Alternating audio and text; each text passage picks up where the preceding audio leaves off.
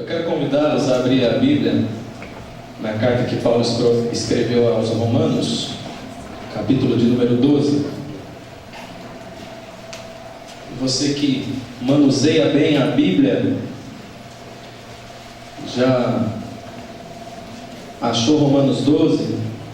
Já procure também lá 1 Tessalonicenses 1, versículo 8. Nós vamos refletir na palavra de Deus baseado nesses dois textos,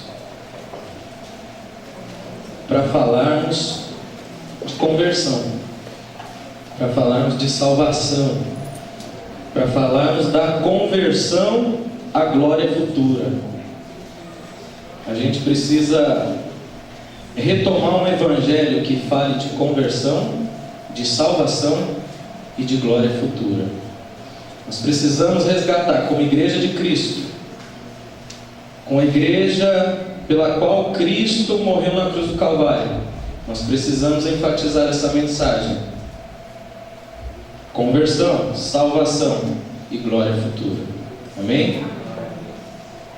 Romanos capítulo 12 diz o seguinte: rogo-vos, pois, irmãos, pela compaixão de Deus, que apresenteis o vosso corpo em sacrifício vivo, santo e agradável a Deus, que é o vosso culto racional. E não vos conformeis com este mundo, mas transformai-vos pela renovação do vosso entendimento, para que experimenteis qual seja a boa, agradável e perfeita vontade de Deus. Vou dar aí 10 segundos para você achar 1 Tessalonicenses, um pouquinho mais para frente de Romanos, capítulo 1, do versículo 8 ao versículo 10. Em seguida vamos refletir baseado nesses textos da palavra de Deus. 1 Tessalonicenses capítulo 1, versículo 8. Porque por vós soou a palavra do Senhor, não somente na Macedônia e Acaia, mas também em todos os lugares a vossa fé para com Deus se espalhou, de tal maneira que já dela não temos necessidade de falar coisa alguma, porque eles mesmos anunciam de nós qual a entrada que tivemos para convosco, e como dos ídolos vos convertestes a Deus, para servir ao Deus vivo e verdadeiro, e esperar dos céus a seu Filho, a quem ressuscitou dos mortos, a saber, Jesus, que nos livra da ira futura. Amém? Curva sua cabeça mais uma vez. Amado Deus, eterno e bendito Pai, no nome sobre todos os nomes, no nome de Jesus, no nome da qual toda língua um dia confessará que só Tu és Deus e és Senhor sobre os céus, terra e debaixo da terra. É por meio desse nome que nós oramos mais uma vez nessa noite. Oramos nesse nome que pode todas as coisas, que opera todas as coisas. Oramos agradecidos a Ti pelo privilégio de estar na Tua casa nessa noite, pelo privilégio de aqui estarmos, por podermos dizer que até aqui o Senhor tem nos ajudado. Obrigado, Deus, porque as Tuas mãos santas e poderosas estão sobre nós para nos ajudar, para cuidar de cada um de nós. Nessa hora em que refletiremos baseado na Tua palavra, Senhor, leva cativo os nossos pensamentos a Ti, Espírito Santo. Venha trazer entendimento a cada um de nós, venha trazer a revelação da Tua palavra, venha trazer aquilo que o Senhor deseja falar aos corações, da maneira que lhe apraz. É através desse nome maravilhoso, sublime, que nós oramos, no nome de Jesus. Amém. Glória a Deus. Queridos, é bom estarmos na casa do Senhor e louvarmos o Seu nome. É bom servirmos um Deus que é amor. A Bíblia diz que Ele é amor. É muito bom servirmos a esse Deus. Os dois primeiros meses, o primeiro bimestre desse ano, nós falamos muito sobre graça, né? E é muito bom falar de graça. Muito bom falar de graça. Falar de tudo aquilo que o Senhor fez por nós. Falar que Ele nos amou antes mesmo que nós nascêssemos. mas que Ele nos amou mesmo na criação. É muito bom falar de graça, falar do dom merecido, falar de tudo isso que Ele nos dá, sem querer nada em troca. Essa semana eu ouvi uma frase que eu achei fantástica: a gente pode fazer qualquer coisa de bom, que Deus não vai nos amar mais por isso. Mas também a gente pode fazer tudo de ruim, que Ele também não vai nos amar menos, porque Ele é amor, e a sua graça já foi derramada, Ele nos ama. E falar de graça é muito bom, é muito fácil. Falar de conversão e de salvação implica um pouco mais de dificuldade, porque a graça, independente de você recebê-la ou não, ela foi dada por Deus. A chuva nasce, a chuva cai, para o justo e para o injusto. O sol nasce para o justo e para o injusto. E tudo isso é graça. Independente de aceitar ou não a mensagem do Evangelho, todos os dias a gente tem um ar para respirar. Temos água para beber, por mais que estejamos numa crise, né? Por enquanto ainda tem. E não vai acabar. Acredito que não vai acabar. Mas graça a gente desfruta, independente de dizer sim ou não para a mensagem do Evangelho. Mas agora falar de conversão implica responder o que é conversão. Por que precisamos nos converter? Para que serve a conversão? Eu sei que também nesse mês de março a gente já ouviu bastante mensagens que falam sobre conversão. Inclusive eu soube que quinta-feira teve uma aí fantástica, né? Que não veio perder. Né, Tiagão? Mas eu quero ainda refletir um pouco mais, e nós vamos refletir ainda no mês de abril sobre esse tema, conversão e salvação. E eu quero pensar nesses textos, nesses temas baseados no texto que lemos. Mas para falar de conversão, a gente tem que voltar um pouquinho aí e falar de um assunto um pouco desagradável, que é a questão do pecado. Nós só precisamos de conversão, de salvação, por causa do pecado. E o que é o pecado, queridos? Onde nasceu o pecado? Então, rapidamente, porque o tema de hoje é conversão e não pecado, eu quero, em poucas palavras, dizer o que é pecado. É aquilo que nos separou de Deus. É aquilo que ainda nos separa de Deus. Isso é pecado. Isaías 59, 2, o profeta diz assim: mas as suas maldades separam vocês do seu Deus, e os seus pecados escondem de vocês o rosto santo de Deus. Esconde o rosto dele. O que faz isso?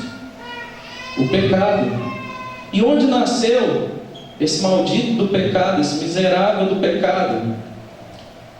Vamos começar bem no início da história, né? Não dá para a gente ser muito objetivo, mas a gente precisa voltar lá na origem do mal, na origem do pecado, que é antes do Éden. Não começou lá com Adão e Eva. Ele nasce no céu. Que é isso, vai? Começou a contar heresia já me falaram que isso é meio herege. Começou no céu o pecado, queridos. E é isso mesmo. No coração de Lúcifer, no coração de Satanás. E tudo por causa do orgulho. Tudo por causa da inveja. Aqui já tem um primeiro recadinho aí pra gente, né? Cuidado com o orgulho, cuidado com a inveja, cuidado em querer ser aquilo que Deus não quer que a gente seja. Esse foi o problema do pecado. Nasceu lá no céu, naquele contexto de glória, contexto de presença de Deus. Lúcifer na presença de Deus. É lá que nasce o pecado. Mas tudo isso por causa do orgulho. Não significa que a gente está na igreja, que estamos isentos do pecado. Não significa que nós estamos num culto de glória, um culto abençoado, onde Deus tem falado por meio das suas canções, dos louvores, que a gente não possa estar com a mente em outro lugar, que a gente possa estar com os nossos pensamentos pecando, pensando em coisas que nesse momento não são agradáveis a Deus e que Deus não quer que eu e você estejamos pensando nessa hora. Lúcifer estava num privilégio fantástico. O profeta Isaías também no capítulo 6 vai falar que alguns anjos cobriam seu rosto voavam com outras duas. O porquê cobria o rosto? Por conta da glória de Deus. E mesmo contemplando a glória de Deus, Lúcifer deixou nascer o pecado em seu coração por meio do orgulho. Tem um dos pais da igreja chamado Agostinho de Hipona, ele é mais ou menos 300 depois de Cristo. Ele diz o seguinte, que foi o orgulho que transformou anjos em demônios. E é a humildade que faz homens serem como anjos. O oposto do orgulho, queridos, é ser humilde. Ser orgulhoso nos leva a pecar. E esse foi o início de todo pecado. Foi no céu, não foi com Adão e Eva. Mas esse mal, essa desgraça que ocorreu lá no céu, que a gente sabe, e o profeta Ezequiel e também o profeta Ezequias vai falar que esse anjo de luz é lançado para a terra com uma terça parte da criação angelical. Esse mal, então, essa desgraça, ela vem e passa para a humanidade. E aonde isso acontece? No Éden. E a gente conhece a historinha, né? É redundante eu contar para muitos dos irmãos aqui. Adão e Eva também decidiram se orgulhar. Decidiram gritar em independência, eu não preciso mais de Deus. Caíram na conversa da serpente, do próprio Lúcifer. Não precisamos mais de Deus. Entre vida e morte, escolheram morte. Havia a árvore da vida, a árvore do conhecimento do bem e do mal, e eles optaram pelo conhecimento do bem e do mal. Ou seja, Deus falou, se comer, morreu. Deus não mentiu para Adão e Eva, mas eles deixaram se orgulhar-se pela conversa daquele que iniciou a história do pecado. E o pecado então entrou no mundo, e a morte entrou no mundo. Daí para frente a gente sabe de toda a desgraça que se tornou a humanidade, né? De lá para cá é N desgraças. E homens e mulheres da Bíblia não ficaram isentas de passarem por momentos de pecado e de sofrimento e de desgraça. Muitos santos escorregaram em algum momento da vida. Por exemplo, Abraão. Abraão, aquele cara conhecido como amigo de Deus. Abraão deu umas escorregadas ferozes. Mentiu descaradamente. Passou um momento de fome. Opa, vem comigo, Sara. Vamos em tal terra. Vamos descer lá para o Egito. Vamos conseguir comida. Só que você é muito bonita, meu. Se a gente chegar lá, os homens vão me matar para ficar com você. Então você é minha irmã. Mentiu, era a mulher dele. E ele não era réu, porque depois ele cometeu de novo o pecado. E o exemplo, queridos, é uma coisa fantástica para quem é pai e quem é mãe. Porque você seguindo a história dos pais de Israel, Abraão, Isaac e Jacó, Isaac escorrega na mesma casca de banana. Você seguindo a história, você vai ver que Isaac escorrega na mesma casca de banana. Acontece fome, vamos lá buscar comida em outra terra. Só que, Rebeca, você é muito bonita, então você é minha irmã. Mesma pisada de bola. Então, para quem é pai, quem é mãe, o filho aprende mesmo quando a gente não está ensinando. Hoje eu sou pai, né? E eu percebo isso. De vez em quando eu tenho umas crises de enxaqueca. Ontem eu falava com a Suelen sobre isso, né, Suelen? A Suelen está sofrendo com isso daí. E vira e mexe dentro de casa e fala: ai meu Deus do céu, acordei com dor de cabeça. Ai meu Deus do céu, dor de cabeça. E isso algumas vezes. Um dia desses, minha filha de 3 anos acorda e fala: papai, você está com dor de cabeça? Então a criança, o filho, a filha, ele aprende mesmo quando a gente não está ensinando. Por isso que o exemplo é muito importante. Outro personagem bíblico, Davi, ó. Homem segundo o quê? Coração de Deus. Esse mesmo homem, segundo o coração de Deus, adúltero e assassino. Mas foi homem segundo o coração de Deus, por conta da graça de Deus derramada, tanto lá no Antigo Testamento, quanto derrama hoje em nossos corações. Davi não deixou de ser homem, segundo o coração de Deus, mas ele teve que passar por uma experiência de conversão, de mudança, de arrependimento. Salomão, mais sábio que pisou na terra, mas inventou de arrumar 1000 mulheres. Olha que loucura. Uma já dá trabalho, mas não é 1000. Eu sei que homem dá trabalho, gente. A mulherada não precisa ficar brava comigo. Homem dá trabalho também. Somente de domingo, às 4 horas da tarde, né? Começa jogo. Todo mundo quer assistir o jogo. Mas Salomão também, por conta de questões políticas, não é porque ele era muito mulherengo, deveria ser também, mas era conchavos políticos. Eu precisava conquistar mais uma terra, eu casava com a filha do rei de tal terra e pronto, trago ela para o meu harém. E foi fazendo isso, o que Deus não tinha pedido para que ele fizesse, porque Deus já havia prometido a terra já estava prometida. O povo de Israel não precisava disso. Quantas atrocidades depois do pecado a gente não vê no mundo? Quantas guerras, quantas injustiças, quantas dores. Quantos Herodes não apareceram na história, né? Matadores de criancinha. Herodes, quando soube que nasceu o rei dos judeus, opa, toda criança de 2 anos para baixo pode matar. Olha a ideia do cara, por questão de poder, questão de domínio. Quantos Herodes não surgiram na história? Se a gente olha as notícias hoje, assistir da Atena e companhia é um curso para você ficar depressivo. Quer ficar depressivo? Alguém quer ter experiência de ficar depressivo? Assiste esse tipo de programação.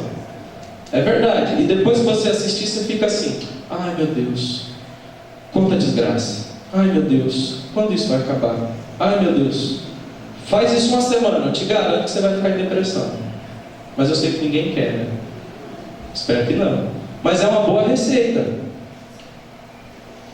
E depressão é uma doença triste, muito triste, que às vezes foge do controle da pessoa que está sofrendo. Mas esse é outro departamento. Agora, quer ver desgraça? Assistir da Atena. Quantos Barrabás não entraram na história? Quantos ladrões? Né? Quantos presídios não tem hoje? Quanta gente má, quanta gente ruim. Quantos Judas, traidores, mentirosos. Hein, Samuel? Quantos Judas que fala para você assim, ó, come esse molho aí, ó, gostoso pra caramba. Aí você enche a colher do molho e era pimenta. Acabou o churrasco para você. Né, Judas? Tô brincando, Samuel. A gente fala assim porque tem liberdade. Mas quantos Judas, quantos traidores não entraram na história? E quantos Hitlers não entraram na história? Tá certo que Hitler é o cara, né? No sentido de maldade. Eu acho que Hitler entrou no capeta, não foi o capeta que entrou no Hitler. De tão ruim que o homem era. De encher vagões de trem e matar aquele monte de judeu a troco de nada, a troco de ser puro. Eu sou puro, eles não. O Ricardo Gondim uma vez falou que se o povo judeu soubesse que no dia do julgamento, quando eles falavam assim, solta Barrabás e crucifica Jesus, e se ele é inocente, cai o sangue dele sobre nós. Se o povo judeu soubesse da historinha do Hitler, eu acredito que jamais eles teriam falado coisa semelhante, porque de fato o sangue caiu sobre eles, né? Mas isso também é outro departamento. E o que o pecado fez conosco? Vamos voltar aqui para falar de conversão, para falar de salvação e para falar de glória futura. O que o pecado fez conosco? O que o pecado fez com a humanidade? Nos coisificou, nos tornou em coisas sem valor, nos tornamos coisas sem importância. Para chegar no ponto de matar o próximo a troco de nada, é porque o pecado fez isso com a gente, nos tornou coisas sem valor. É isso que o pecado faz comigo e com você, se a gente deixar. Ele nos faz separação de Deus, nos afasta de Deus, nos coisifica. O que o pecado fez com a gente, com a humanidade, nos bestificou, viramos bicho, viramos bestas. Nossa, velho, que palavra pesada. Não é não, queridos. Literalmente, se você for em Daniel 4, você vai ver a história de Nabucodonosor. Literalmente, o pecado fez com que ele virasse bicho. Cresceu pelo, ficou de quatro e comeu com os animais. Foi o pecado que fez isso com ele. Por seu orgulho, por sua arrogância. E o que falar de Marcos capítulo 5, do endemoniado gadareno? Olha o que o pecado fez com o endemoniado de Gadara. O cara vivia acorrentado em sepulcros. Mas nem bicho vive acorrentado em sepulcros.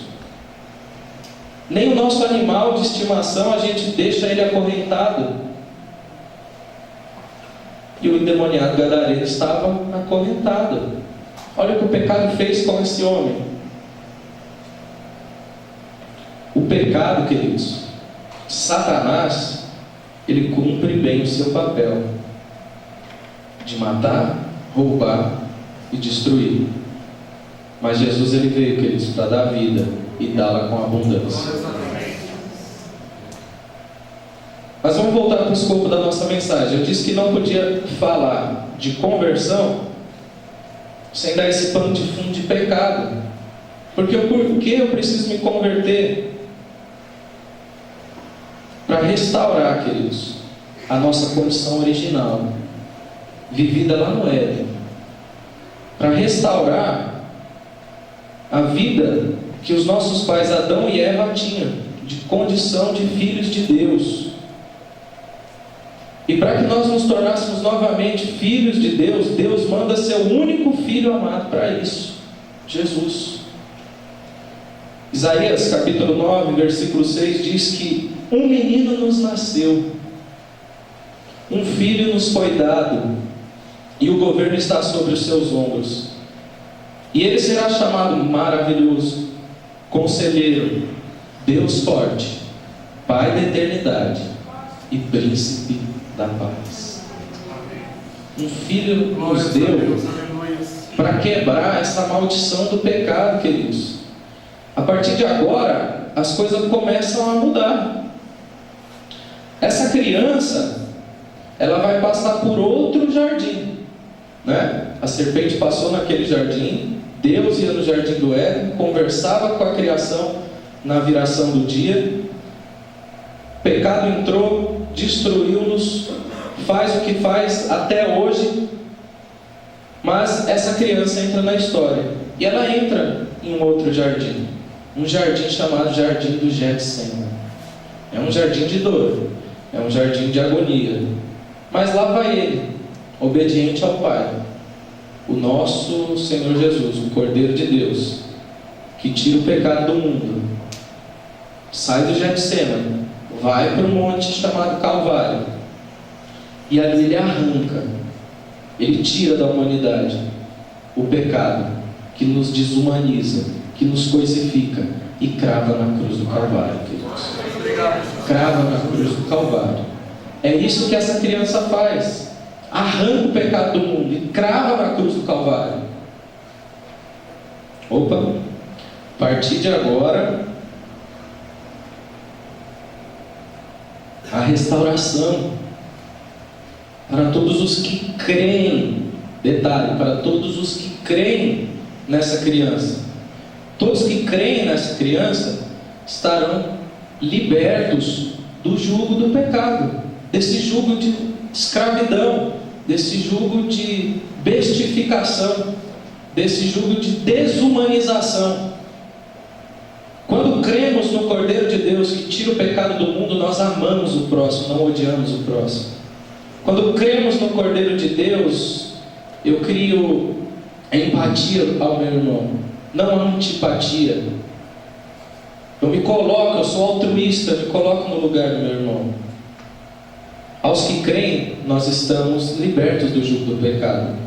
Voltamos a representar Deus, porque Cristo veio restaurar todas as coisas e veio restaurar a nossa vida, nos fazer novamente, nos trazer novamente aquela condição de filhos de Deus, a condição do casal Adão e Eva.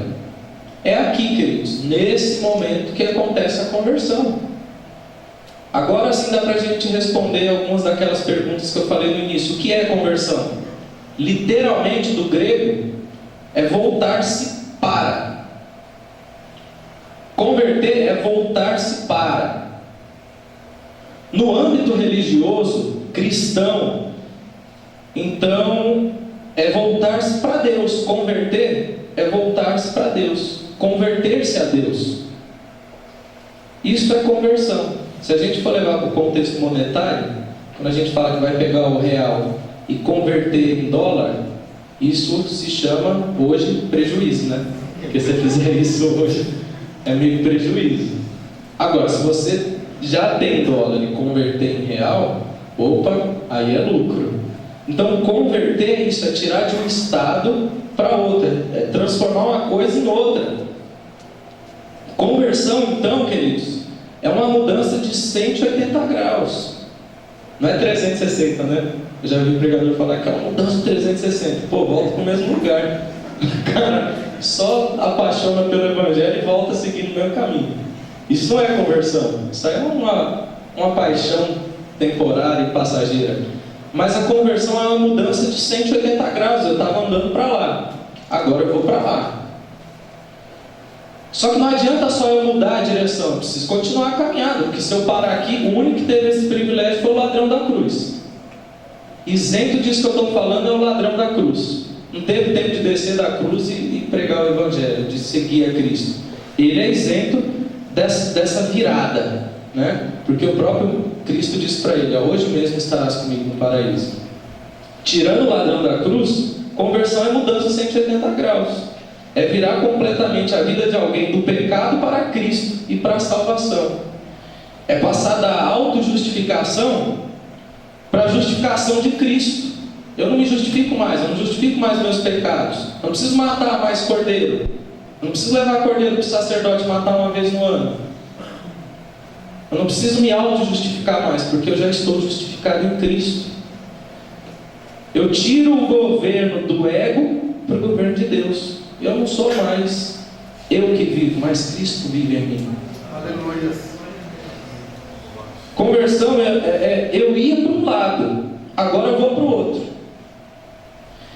E para isso exige de nós atitude, exige de nós resposta, perseverança, continuidade na mudança de direção.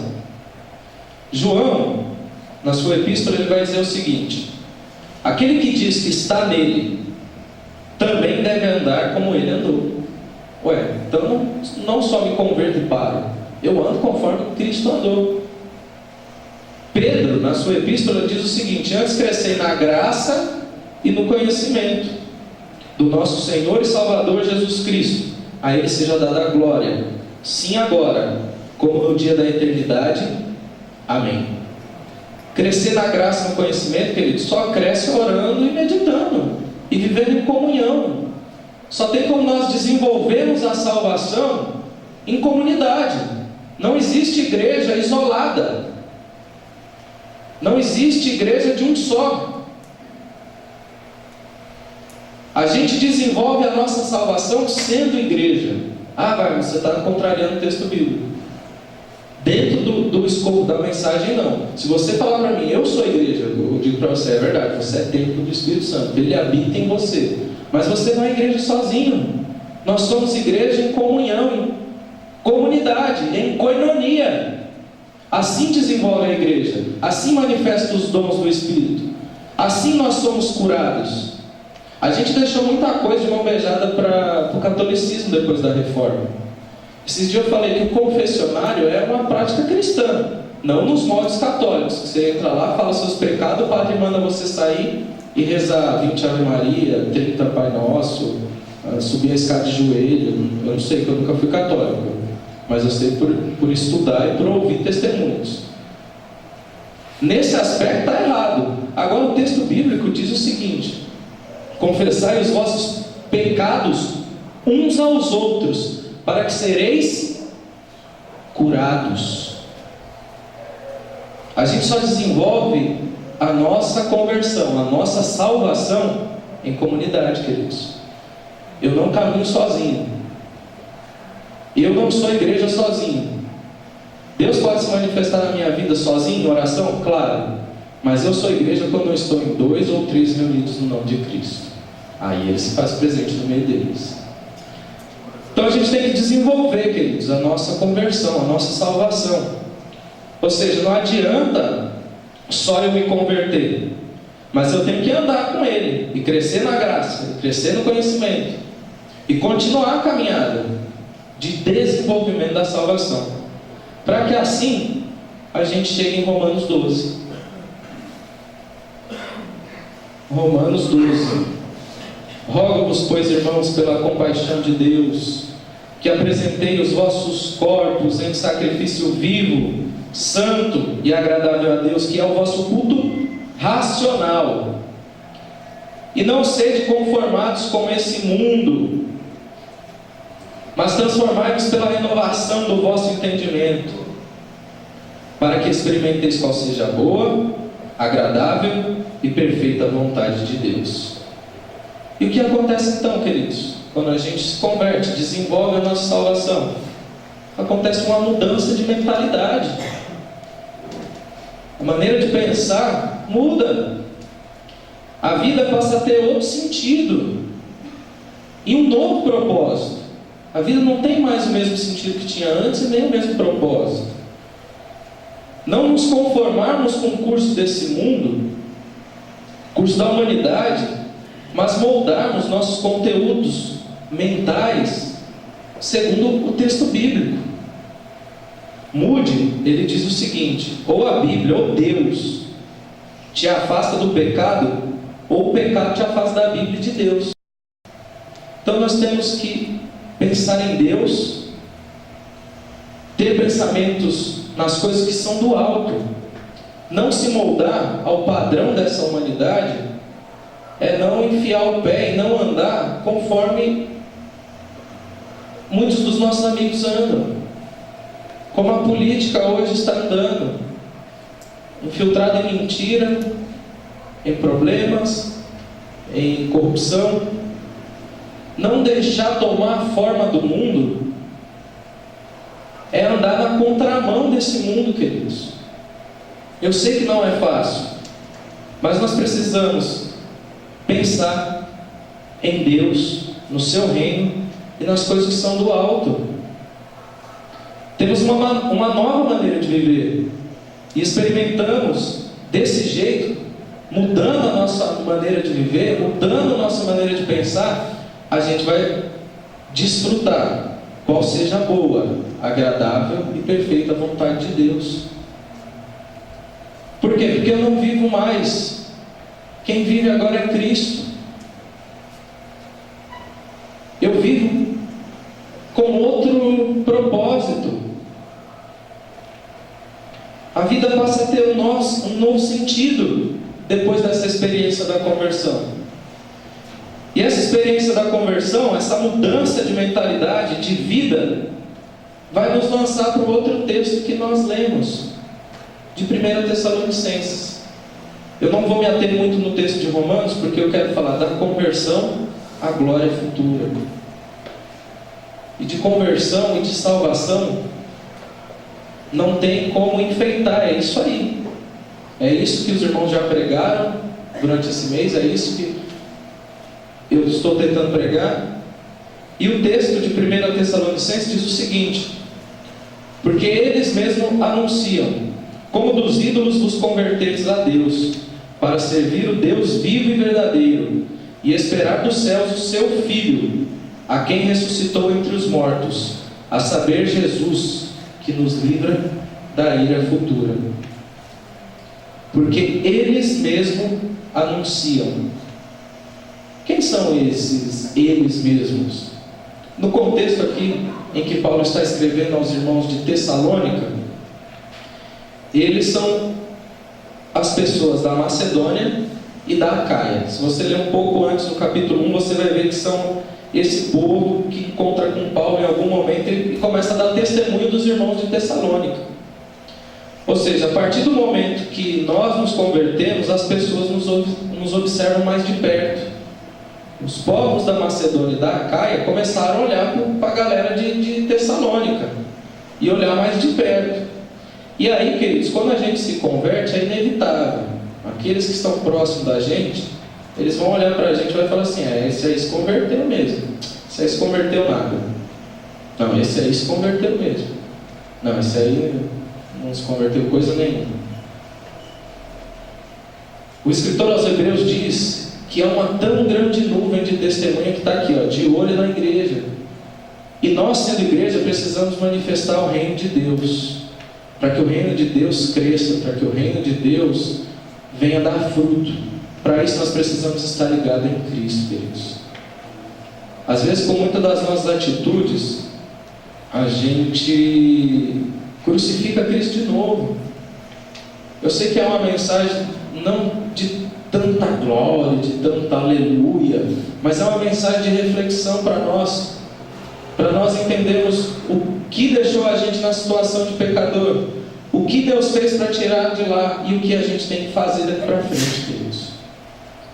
Mas o texto aqui ele vai falar o seguinte: como nos convertemos dos ídolos a Deus. Aí eu pergunto para a igreja: será que deixamos mesmo os nossos ídolos? Aí você vai falar assim: claro que não, que eu deixei. Deixei os ídolos, as imagens de escultura.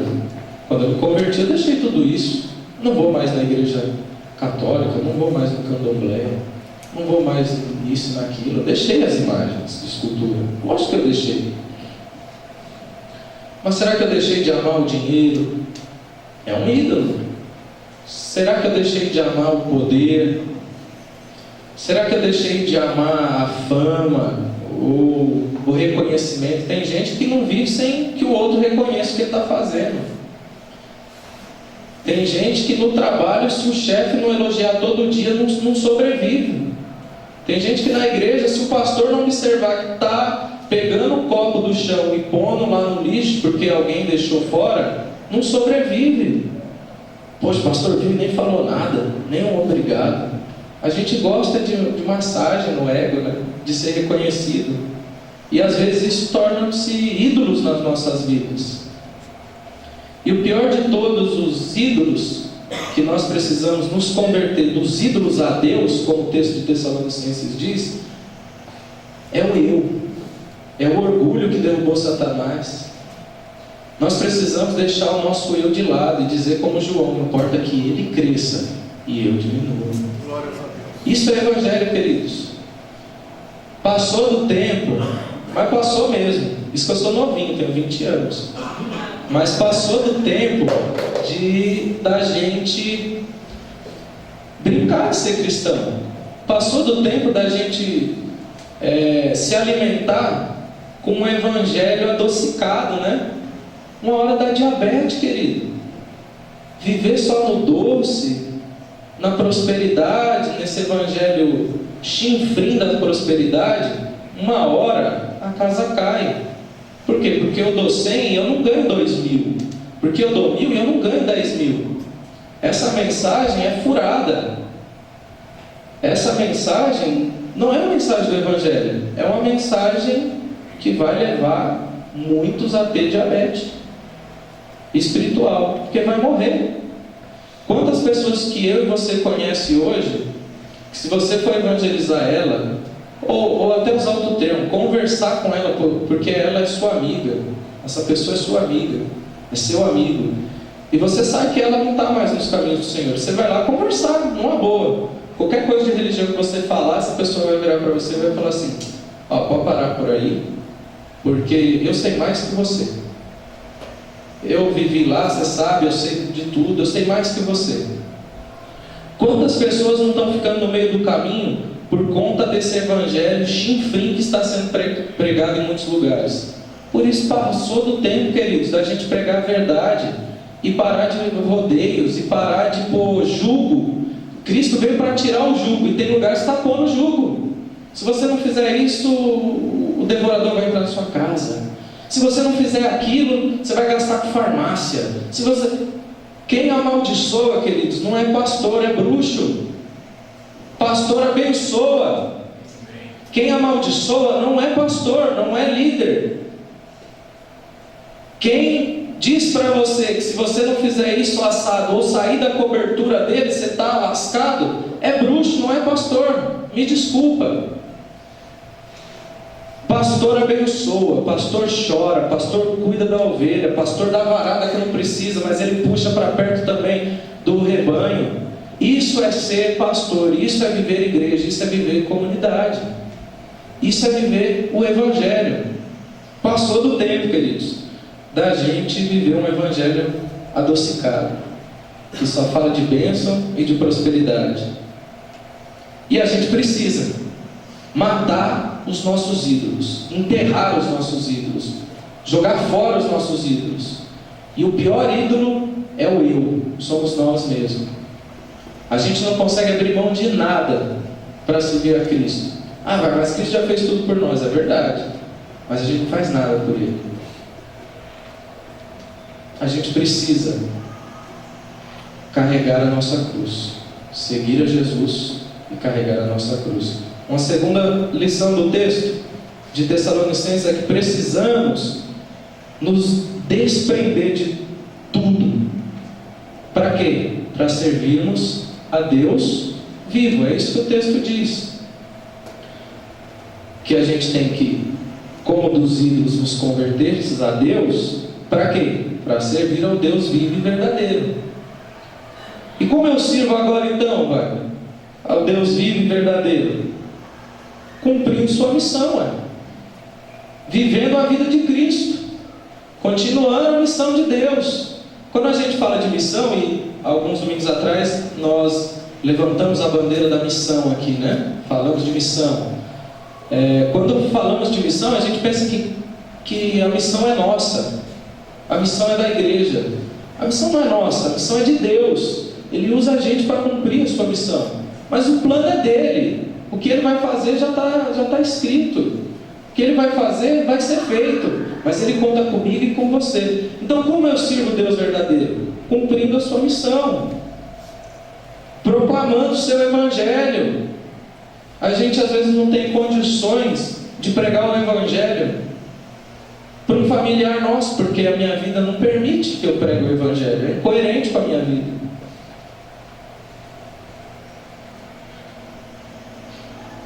Mas eu preciso se converter dos ídolos a Deus. E eu preciso servir a esse Deus vivo e verdadeiro, cumprindo a sua missão, proclamando o seu evangelho e convocando outros para também fazer isso, cumprir a missão de Deus. Isso vai mostrar à nossa família, ao nosso vizinho, à sociedade em geral, qual é a relevância e a importância de servir a Cristo, queridos. A Bíblia que o mundo lê se chama Antônio Carlos. A Bíblia que o mundo lê se chama Priscila. A Bíblia que o mundo lê se chama Wagner. Agindo assim, a gente vai mostrar qual é a importância de servir a Cristo, queridos. Isso é a igreja. Terceiro que eu vejo no texto de Tessalonicenses. Depois de convertido dos ídolos para servir a Deus vivo e verdadeiro, nós temos que esperar dos céus o seu Filho. E esperar dos céus o seu Filho, a quem ressuscitou dos mortos, a saber, Jesus. Essa é a esperança futura, queridos. Da conversão à glória futura é esperar o Filho de Deus. Do mesmo jeito que alguns dos nossos irmãos viram ele subir, nós aguardamos a sua volta. Essa é uma esperança escatológica que vai acontecer, que é a vontade de Deus desde o início da criação. A vontade de Deus é aquela vida do Éden. E agora nós aguardamos, depois da conversão, desenvolver a salvação, aguardamos a volta do Filho de Deus. Esse tem que ser o anseio da igreja que prega o evangelho, não da igreja que prega um outro evangelho, mas a igreja que prega o evangelho aguarda voltar a essa condição original e aguarda isso acontecer esperando a volta do Filho de Deus. Precisamos proclamar a volta do Filho de Deus. Pouco nós temos falado sobre escatologia, sobre Jesus voltar. E essa é uma promessa que não se findou. Nós vivemos uma era imediatista, um período chamado de pós-modernidade, onde a gente quer tudo para já e para agora. E parece que a expectativa da glória de Deus, da vinda do Filho de Deus, é utopia, não vai acontecer. Mas eu garanto para você, queridos, isso vai acontecer. Nós precisamos estar preparados para quando isso acontecer, nós subirmos com o Mestre. E por fim, queridos, para a gente encerrar, nós sermos livres da ira futura, que é isso que o texto diz. Esperar dos céus o seu Filho, a quem ressuscitou dos mortos, a saber, Jesus, que nos livra da ira futura. Que ira futura? Tribulação. Que ira futura? Morte eterna. Que ira futura? Pecado. Cristo nos livra de tudo isso: tribulação, morte eterna e pecado, queridos. A conversão, ela nos chama a caminhar com Jesus, por Ele e para Ele, pois para Ele são todas as coisas, queridos. A conversão nos chama a caminhar com Jesus, a deixar tudo que me afasta de Deus, a deixar tudo que me põe a parte do que é de Deus e do reino de Deus. A conversão nos chama a esperar a glória futura. A conversão nos chama a desenvolver a nossa salvação, andar com Jesus, para que um dia, quando Ele aparecer nas nuvens no céu, nós subimos com Ele. Amém. Amém?